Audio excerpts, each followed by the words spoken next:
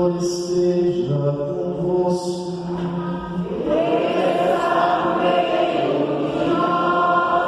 Proclamação do Evangelho de Jesus Cristo, segundo Marcos.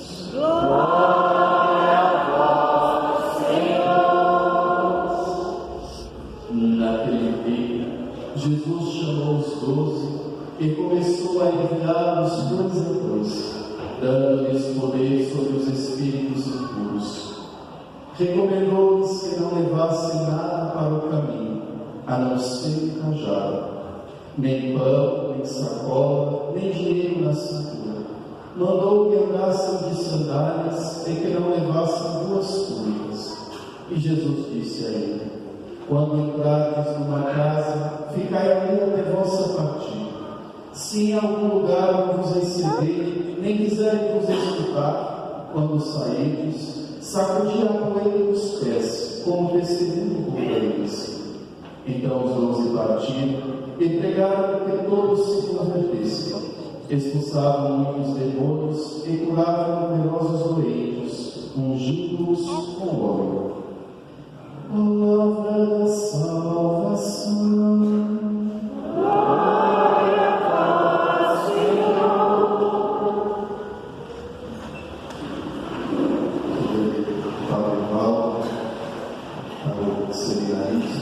Caríssimos irmãos, Jesus, quando inicia o seu ministério, ele sai por diversas regiões, diversos povoados, e vai escolhendo homens com os seus critérios, os próprios dele, para serem seus discípulos.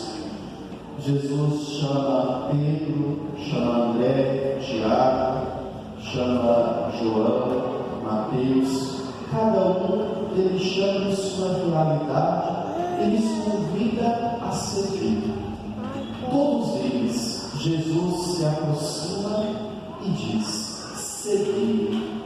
O chamado de Jesus ao seu seguimento, ao colocar-se como discípulos, é muito importante no início, porque aqueles que estarão ao lado dele vão conhecer o decorrer do caminho. Em Marcos, Jesus, depois de ressuscitar, pede aos discípulos que voltem para a Galileia, o lugar de onde tudo começou, lembrando o percurso que foi feito até chegar à ressurreição. O seguimento ele é importante porque significa que aqueles que estavam com Jesus fizeram uma experiência com ele. O discípulo é aquele que se coloca atrás de seu mestre para aprender com ele. Jesus chama esses homens para estarem com ele, no primeiro momento, para experimentarem a vida de Jesus, para entender qual é o propósito que Jesus tem a oferecer, para conhecer profundamente, para então se apaixonarem pelo Senhor e, convictos daquilo que escolheram, terem firmeza no caminho de fé.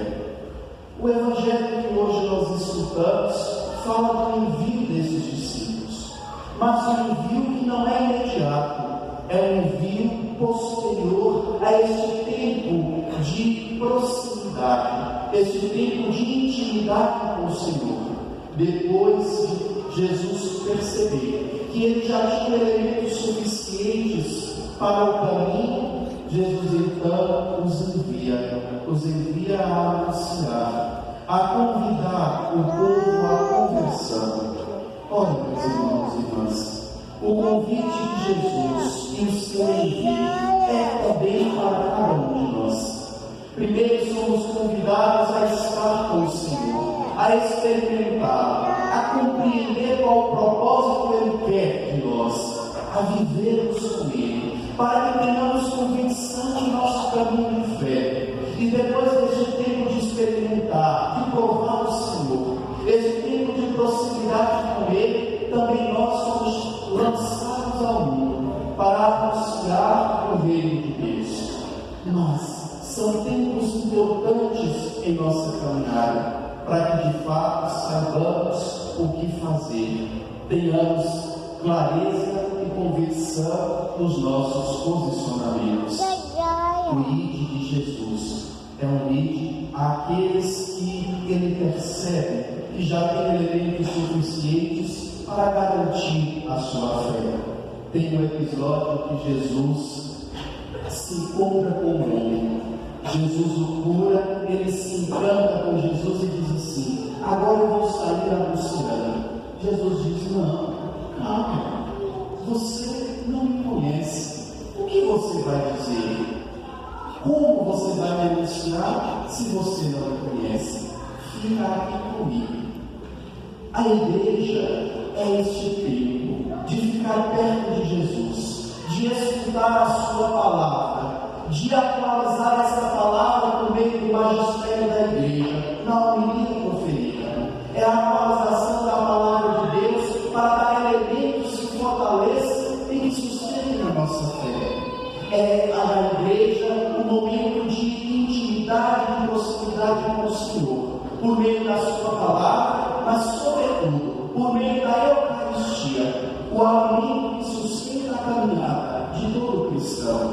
Mas depois disso, caros irmãos e irmãs, Jesus nos lança no mundo para sermos testemunhas dele, porque experimentamos na fé, nós precisamos viver essa fé na realidade do mundo. Precisamos dar testemunho de Jesus lá fora, porque lá é que nós vamos viver essa experiência que aqui nós experimentamos. Desculpe a redundância, mas é lá que nós vamos provar que de fato nós nos convencemos do Senhor, nós temos convicção de que Ele é a luz da nossa vida.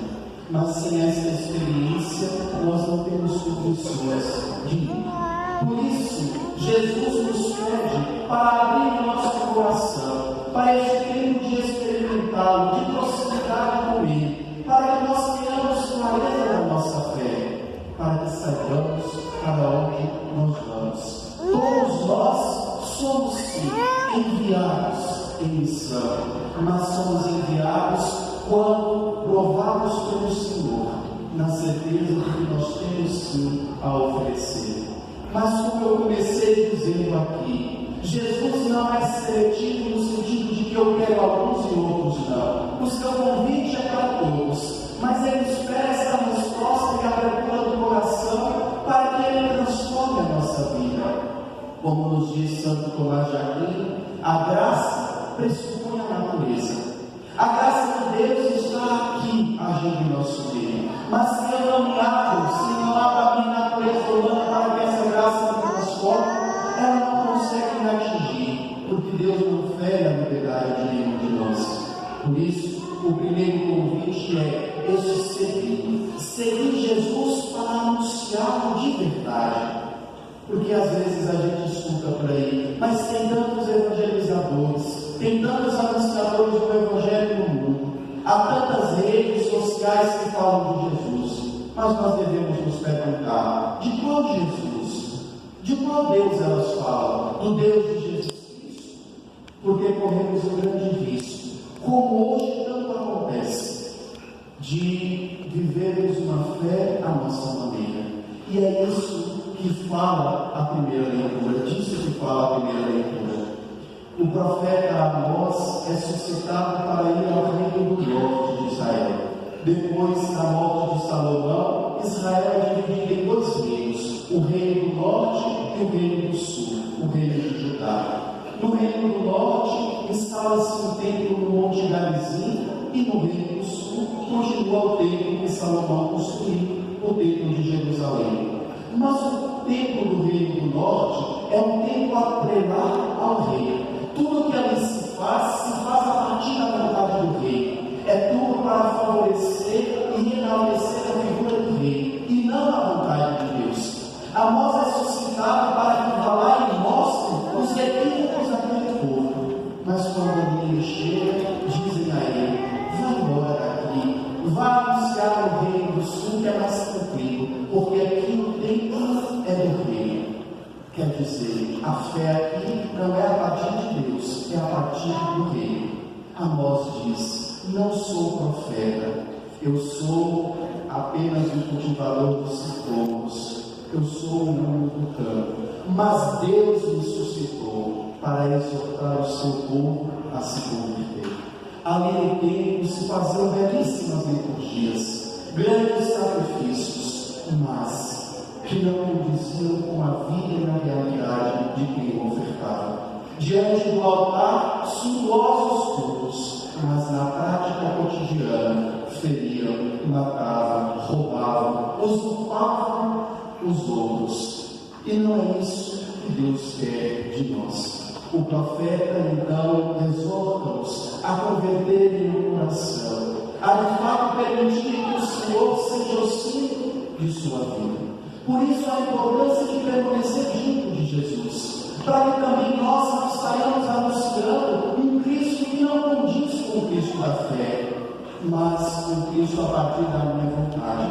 E com isso há tantas pessoas que todos os dias saem por aí dizendo: eu não acredito mais no Cristo que recebi da igreja, porque a minha visão de Jesus é assim, eu acho que é desse modo. Aqui nós não temos que achar, aqui nós temos que nos abrir ao Senhor, porque não é a minha vontade que deve prevalecer, mas é a verdade de Cristo que deve ser o centro da nossa vida.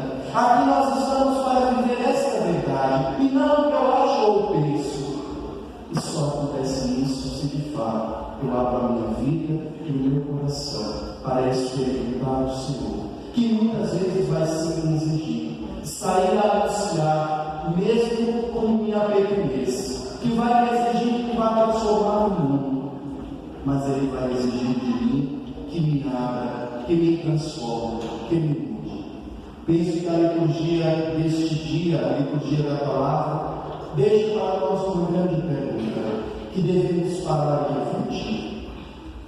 A igreja tem me transformado enquanto pessoa? A minha fé tem me transformado? Ou eu continuo a mesma pessoa que eu era? Há pessoas que passaram a frequentar a igreja e que têm uma transformação profunda. Há tantas outras que continuam estagnadas no seu caminho. E há outras que estão piores do que ali chegaram. A culpa é da igreja? Claro que não. A culpa é de nosso Senhor? Muito menos. A culpa é nossa, porque não nos abrimos àquele que nos chama, aquele que nos convida a experimentá-lo, a ficar perto dele. Se nós assim não fizermos, nós não vamos saber que de fato é Cristo Jesus. Ele é assim. É o grande apelo do Senhor. É o apelo que nós repetimos todos os dias. Mas nós vamos lá fora anunciar o quê? Se tantas vezes nós não sabemos quem nós seguimos. O primeiro chamado é o do seguir. Seguir para saber quem eu sou e depois ir anunciar. Porque Jesus não vai precisar pedir. Nós iremos sair anunciando, porque o nosso coração estará transbordando de tudo aquilo que Ele nos oferece e de sabermos que nada mais nós temos e nos importa senão Ele. Que Ele seja aquele que transborda o seu coração, que Ele seja o fundamento e a razão da tua vida, e que hoje nós nos abramos a este apelo do Senhor para encontrar e fazer dele o Senhor de nossa vida. Louvado seja o nosso Senhor Jesus Cristo.